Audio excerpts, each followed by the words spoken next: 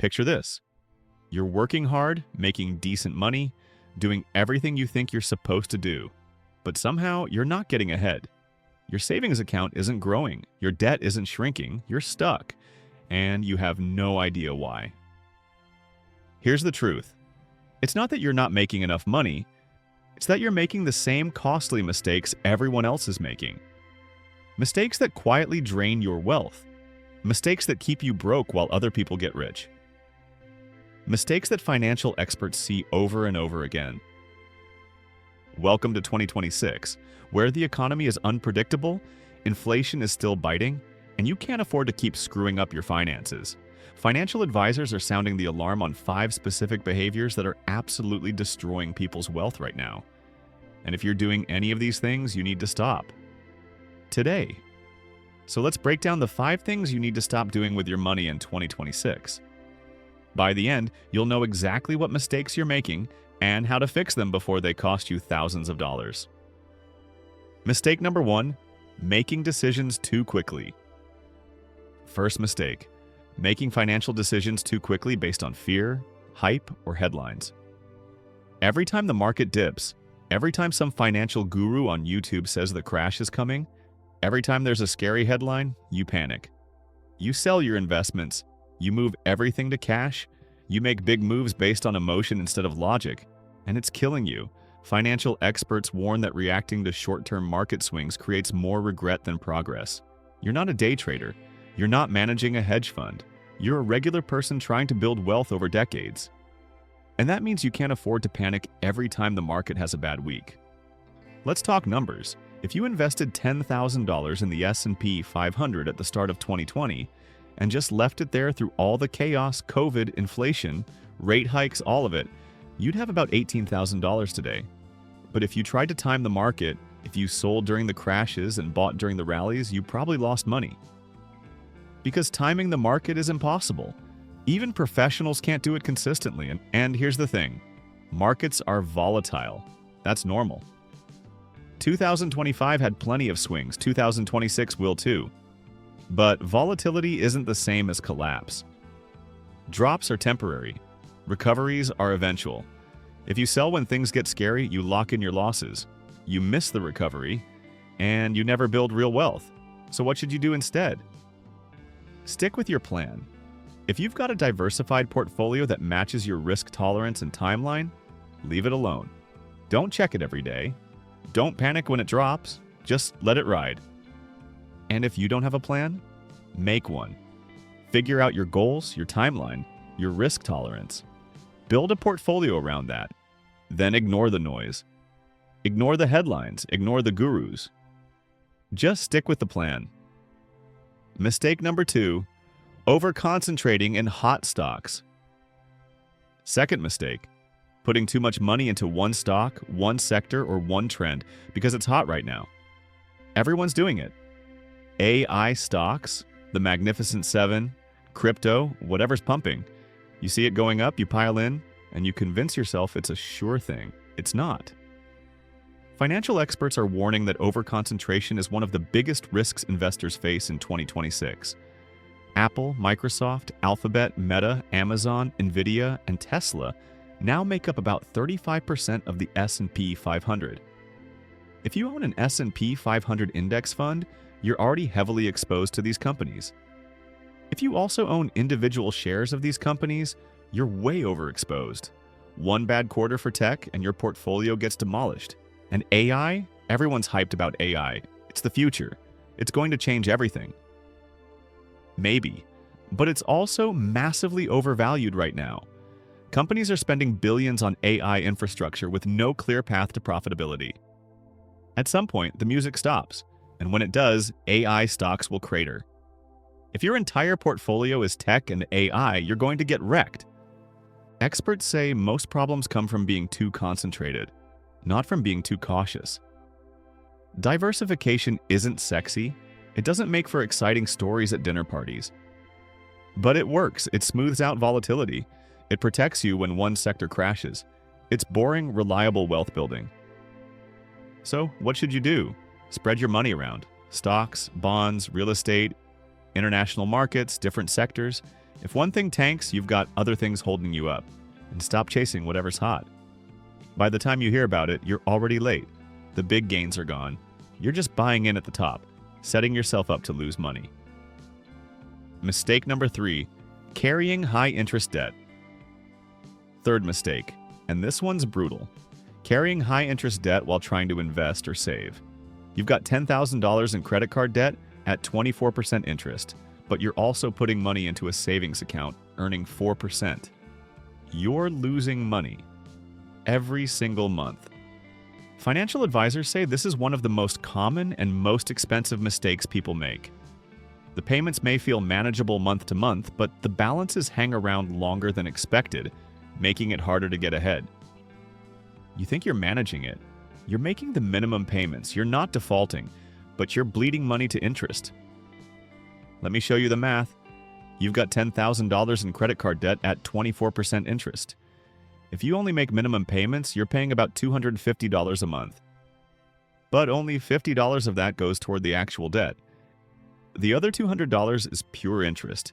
You're setting $2,400 a year on fire? Over 5 years, you'll pay over $12,000 in interest alone just to clear a $10,000 debt. So what should you do? Pay off high-interest debt before you do anything else. Before you invest, before you max out your retirement accounts, before you save for a vacation. Kill the debt.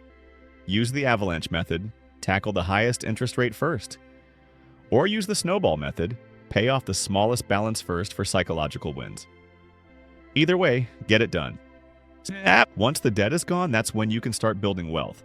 Because every dollar that was going to interest can now go to savings, investments, retirement. But as long as you're carrying high interest debt, you're running on a treadmill. You're working hard, but going nowhere. Mistake number 4, trying to time the market. Fourth mistake, trying to time the market. This is related to the first mistake, but it's specific enough to deserve its own section. You think you can predict when the market will crash and when it will recover. So you sell everything before the crash, wait it out in cash, then buy back in at the bottom. Easy money, right? Wrong.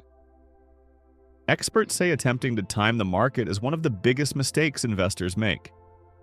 The recent market swings should be evidence enough that this doesn't work. Nobody knows when the market will crash. Nobody knows when it will hit bottom. Nobody knows when the recovery will start.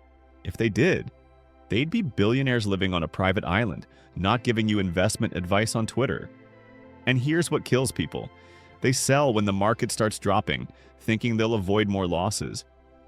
But then they're sitting in cash, watching the market recover, too scared to buy back in because what if it drops again?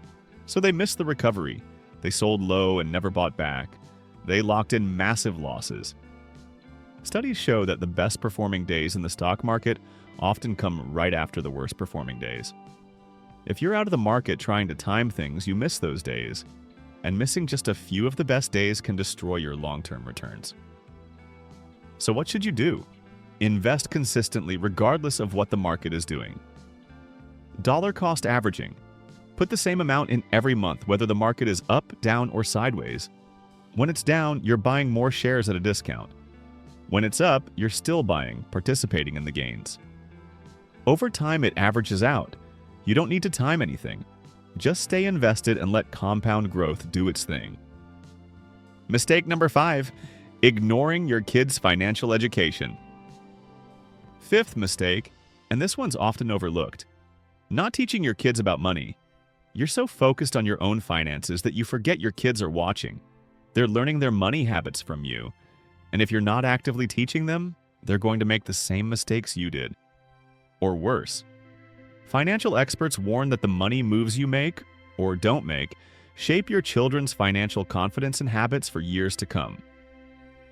Kids can't practice what they're not taught. If you don't talk about budgeting, saving, investing, debt, they'll have to figure it all out the hard way as adults. They'll make expensive mistakes, they'll struggle financially, and they'll wonder why nobody ever taught them this stuff. And here's the thing. Financial literacy isn't taught in schools.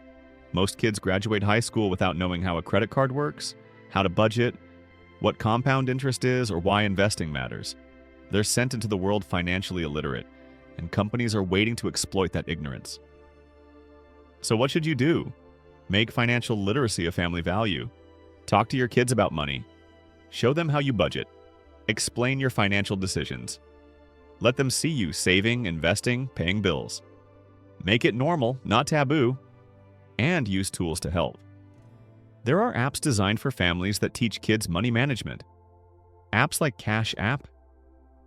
Families let you set up teen accounts where kids can learn to use debit cards, save, send money, even invest. They get hands-on experience in a controlled environment. They make mistakes with small amounts of money while they're young, so they don't make catastrophic mistakes with big money when they're adults. Your kids are going to have a relationship with money. The question is, will it be a healthy one or a dysfunctional one? That's on you. Teach them now, or they'll learn the hard way later. So there you have it. 5 things you need to stop doing with your money in 2026. Stop making panicked decisions based on headlines. Stop over-concentrating in whatever's hot. Stop carrying high-interest debt while trying to save or invest. Stop trying to time the market. And stop ignoring your kids' financial education. These aren't complicated strategies, they're basic financial hygiene. But most people don't do them. They panic, they chase trends, they ignore their debt, they think they can outsmart the market, and they wonder why they're not getting ahead. The difference between people who build wealth and people who stay broke isn't intelligence. It's discipline. It's sticking with boring, proven strategies instead of chasing excitement. It's avoiding mistakes instead of trying to hit home runs. It's playing defense instead of always playing offense. And here's the reality. In 2026, with inflation still elevated, interest rates still uncertain, and economic conditions unpredictable, you can't afford unforced errors. The margin for error is thin. One big mistake, letting debt pile up, panic selling your portfolio, going all in on a meme stock, can set you back years, maybe a decade. So stop making these mistakes. Right now, if you're carrying high-interest debt, make a plan to pay it off. If your portfolio is over-concentrated, diversify. If you're constantly reacting to market swings, step back and build a plan you can stick with. If you're not teaching your kids about money, start today. The experts are warning you. The data is clear. These mistakes are expensive. They're costing people thousands, tens of thousands, sometimes hundreds of thousands of dollars over a lifetime. Don't be one of those people. Take control. Make smart, disciplined decisions. Avoid the mistakes everyone else is making, because that's how you actually build wealth. Not by getting lucky, not by timing the market, but by consistently doing the boring, smart things while everyone else is making expensive mistakes. Your future self is counting on you. Don't let them down. A.